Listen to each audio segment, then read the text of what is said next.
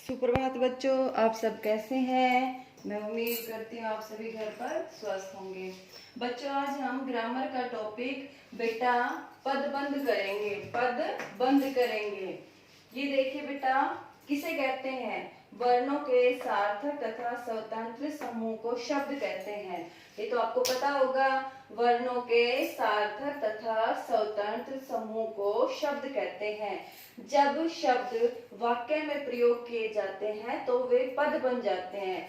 जो ये शब्द है, जब ये वाक्य में प्रयोग किए जाते हैं बेटा, तो ये पद बन जाते हैं। वर्णों के सार्थक तथा स्वतंत्र समूह को शब्द कहते हैं।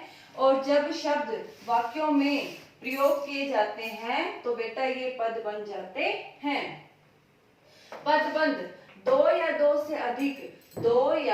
से अधिक योग से बने वाक्यांशों को जो एक ही पद का काम करते हैं उसे पदबंध कहते हैं। दो या दो से अधिक योग से, दो या दो से बने, अधिक बने योग से वाक्यांशों को जो एक ही पद का काम करते हैं उसे पदबंध कहते हैं। जैसे बेटा मोहन, मोहन क्या है? ये शब्द है। क्या है? एक शब्द है। और फिर देखो दूसरा है मोहन पढ़ रहा है, तो ये क्या बन गया बेटा? पद। क्या बन गया? पद बन गया।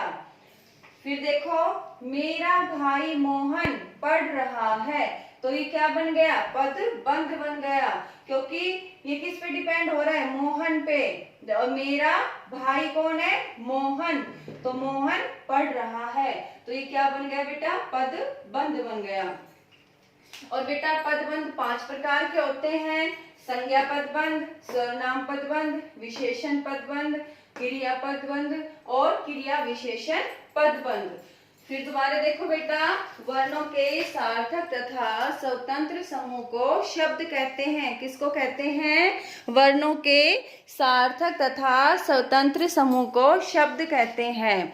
जब शब्द वाक्य में प्रयोग किए जाते हैं तो वे पद बन जाते हैं। और पदबंध दो या दो से अधिक योग से बने वाक्यांशों को जो एक ही पद का काम करते हैं उसे पदबंध कहते हैं। जैसे मोहन क्या हो गया? एक शब्द हो गया।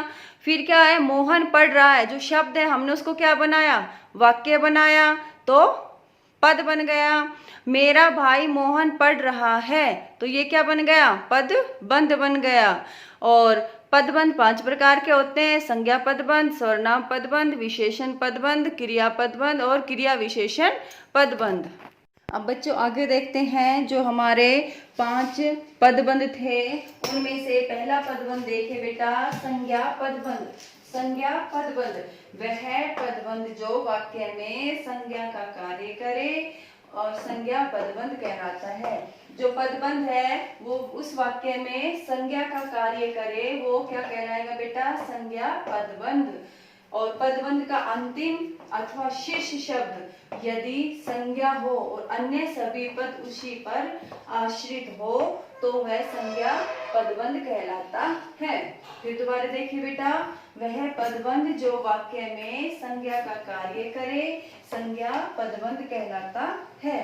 पदबंध का अंतिम अथवा शीर्ष शब्द यदि संज्ञा हो और अन्य सभी पद उसी पर आश्रित हो तो वह संज्ञा पदबंध कहलाता है। ठीक है बेटा। जैसे अब देखिए, कक्षा का सबसे होशियार विद्यार्थी। विद्यार्थी क्या है बेटा? ये विद्यार्थी क्या है? संज्ञा है। तो और कक्षा के ऊपर, कक्षा किसके ऊपर है? विद्यार्थी के ऊपर डिपेंड है। तो हम कह सकते हैं बेटा कि ये संज्ञा पदबंध है। राम ने लंका के राजा रावण को मारा, तो रावण क्या हो गया बेटा? संज्ञा हो गई। और लंका, ये शब्द किस पे डिपेंड हो रहा है? किस पे आश्रित हो रहा है? रावण पर। तो हम कह सकते हैं बेटा ये संज्ञा पदबंध है। फिर देखिए, अयोध्या के राजा दशरथ के 4 पुत्र थे। तो अयोध्या के राजा दशरथ क्या हो गया? संज्ञा हो गई। और अयोध्या किस पे डिपेंड हो रही है? दशरथ पे। ठीक है। तो हम कह सकते हैं बेटा कि ये संज्ञा पदबंध है। और ये बेटा के, दशरथ के है पीछे, तो ये विभक्ति है। क्या है ये? विभक्ति। तो हम इसी के साथ इसको रखेंगे, इसको हम विभक्ति को अलग नहीं कर सकते। तो अब हम कह सकते हैं बेटा ये संज्ञा पदबंध है। फिर दोबारा देखो बेटा, वह पदबंध जो वाक्य में संज्ञा का कार्य करे संज्ञा पदबंध कहलाता है। पदबंध का अंतिम अथवा शेष शब्द यदि संज्ञा हो और अन्य सभी पद उस पर आधारित हो वह संज्ञा पदबंध कहलाता है। जैसे कक्षा का सबसे होशियार विद्यार्थी, विद्यार्थी क्या है? संज्ञा है। राम ने लंका के राजा रावण को मारा, रावण क्या हो गया बेटा? संज्ञा हो गई। तो हम क्या कैसे कह सकते हैं कि ये संज्ञा पदबंध है, क्योंकि जो अंतिम शब्द है वो क्या है? रावण। रावण क्या हो गई? संज्ञा। तो इसलिए हम इसको कह सकते हैं कि ये संज्ञा पदबंध है।